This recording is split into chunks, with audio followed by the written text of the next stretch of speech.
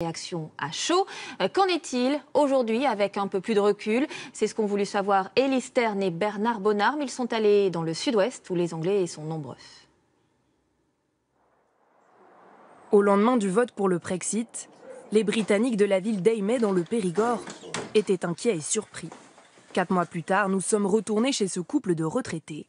Premier constat, le Brexit est un coup dur pour leur pouvoir d'achat, car la livre sterling a beaucoup baissé par rapport à l'euro.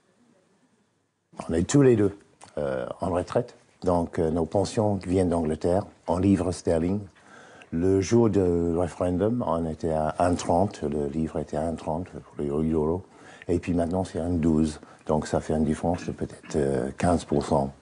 Sur l'année, ils vont perdre jusqu'à 4 000 € si les taux ne changent pas, mais pour eux, le futur est en France. Il y a tellement de Français en Angleterre et tellement d'Anglais en France. On est dans le même bateau. Je ne crois pas qu'on nous jette hors de France. Dans cette ville de 2600 habitants, plus de 10% sont britanniques, une manne économique qui pourrait se tarir. Cette jeune retraitée, par exemple, ne sait pas si elle va pouvoir s'installer ici. Je suis très inquiète. Je ne sais pas si nous allons pouvoir être résidents ici comme nous le voulions. Et sinon, nous devrons garder une maison en Angleterre, mais ce sera très cher.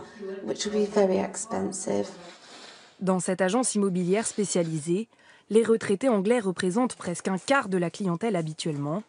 Mais comme le craignait Terry Simpson au lendemain du vote, ils n'achètent plus. Par exemple, 4 chambres, 4 salles de bain, 183 600 €, c'est pas du tout cher.